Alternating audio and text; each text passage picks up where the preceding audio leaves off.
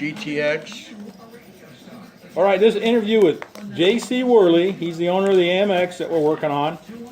And he used to be a big Mopar guy. And how did he go from Mopar to AMC? And there's the GTX. Then I went to the CUDA and then traded into that. You traded in the CUDA for the AMX? Yeah. Traded the CUDA? What did the CUDA have in it? 340 4-speed.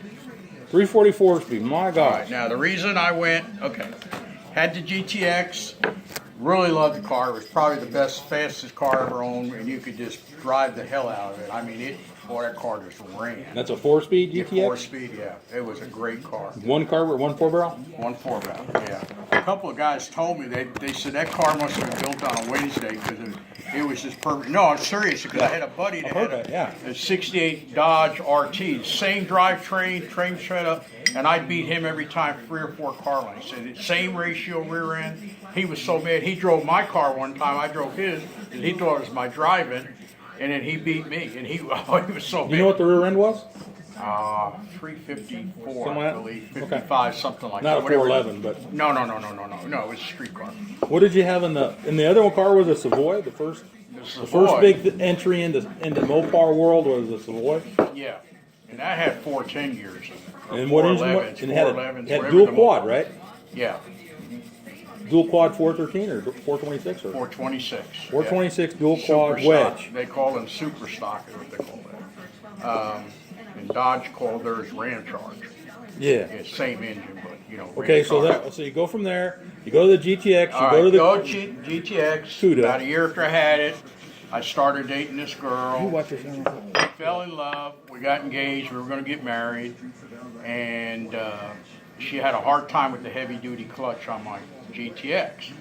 So I said, all right, I'll trade and I'll get me, so that's when I got the Plum Crazy CUDA, the 1970 Plum Crazy CUDA. That's crazy. 340. That's a crazy car. Yeah, 340. Oh, that was a pretty car. I really liked it. The GTX power. And that was a manual transmission also? What? No, that was a 4-speed. Oh, that was 340.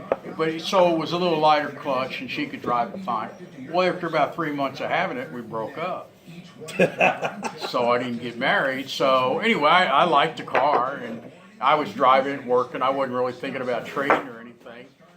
My buddy, one of the guys I ran around with, he worked for the AMC dealership in Wappingers there, where I bought the car, and he had a '69 AMX.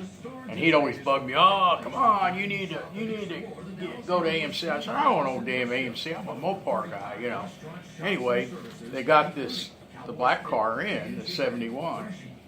And he said, "JC, you got to come look. You're gonna look." I said, "No, man, So he started bugging me on a Monday. Well, finally, a Thursday night, I said, "Okay, I'll come over after work and I'll look at the car." And of course, when I got there, he had right up front. He kind of knew what time I'd be there. And he was sitting in the car, drove up, and he started it up.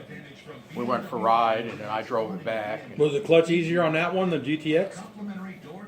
This 71 is the clutch okay? About the same. Not too bad. Okay. GTX was really that was pretty tough. I mean, it wasn't tough for me, but it was a heavy duty clutch, in that thing, and the whole. So how fast is this compared to the other cars? Oh, the GTX was faster. Yeah. Faster. So this is a 401 4-speed, right. But it's faster than it's a bigger engine, the 440 GTX. Yeah, I tell you what, that car just ran. Like everybody said, man, that car was. Everybody thought maybe it was blueprinted because it ran. So I said, well, I doubt that. They wouldn't do that at the factory. The only thing they did say is, they must have built it right. You must have caught them all at the right time and everything was correct on it and that kind of thing. That was the first car I ever ordered. And you bought that in upstate New York, right? Yeah. What dealership was it?